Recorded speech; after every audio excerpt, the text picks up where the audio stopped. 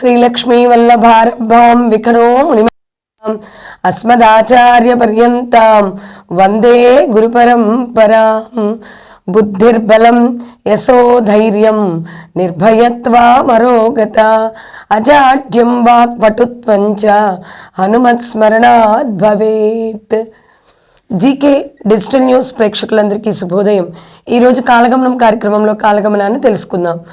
శ్రీ క్రోధినామ సంవత్సరం దక్షిణాయనం హేమంత ఋతువు పుష్యమాసం శుక్లపక్షం మంగళవారం తిథి పాడ్యమి రాత్రి 1:22 వరకు నక్షత్రం పూర్వాషాఢ నక్షత్రం రాత్రి 12:03 వరకు వర్జ్యం ఉదయం 9:35 నుండి 11:11 వరకు దుర్ముహూర్తం ఉదయం 8:58 నుండి 9:42 వరకు మరలా తిరిగి దుర్ముహూర్తం రాత్రి 10:15 నుండి 11 గంటల వరకు కొనసాగుతుంది।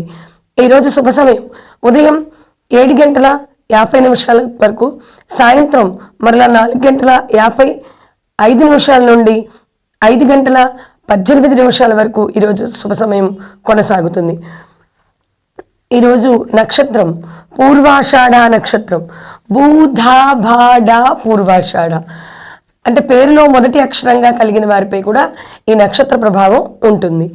ఇది జల నక్షత్రం శ్వేతవర్ణంలో 2 నక్షత్రాల సమూహంతో ఆకాశంలో మాల ఆకృతిలో ప్రకాశిస్తూ ఉండేటువంటి నక్షత్రం। మన్మధుడు ఇదే నక్షత్రంలో జన్మించినట్టుగా మనకి తెలుస్తున్నది। అలాగే మ అనేటువంటి అక్షరం ఈరోజు ఈ శబ్దం వీరికి కలిసి వస్తుంది। నక్షత్రం వారికి దక్షిణ పశ్చిమ దిక్కులకు ప్రయాణం చేయటం ఈరోజు మంచి శుభాన్ని చేకూరుస్తుంది। బయలుదేరే ముందు కొంచెం పాలు స్వీకరించి కనుక వెళితే మనం కొంచెం పాలు తీసుకొని బయటికి బయలుదేరితే ఇంకా శుభం జరిగేటువంటి అవకాశం ఉంది।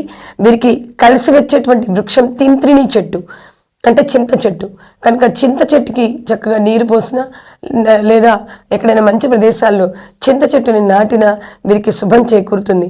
ఈరోజు వీరు వరుణ మంత్రాన్ని జపించడం అనేది చాలా శుభాన్ని చేకూర్చేటువంటి విషయం కనుక వరుణ మంత్రాన్ని జపించడం చాలా మంచిది। ఇక ఈరోజు మంగళవారం హనుమంతుడికి చాలా ప్రీతిపాత్రమైనటువంటి రోజు కనుక హనుమంతుడి యొక్క అనుగ్రహాన్ని పొందుటకై హనుమంతుని కూడా ఆరాధన చేసుకోవడం అనేది శుభాన్ని చేకూరుస్తుంది కనుక ఈ విధంగా హనుమంత్ ఆరాధన మరియు వరుణ మంత్రాన్ని జపించుకొని సకల శుభాన్ని పొందుదాం। శుభం భూయాత్।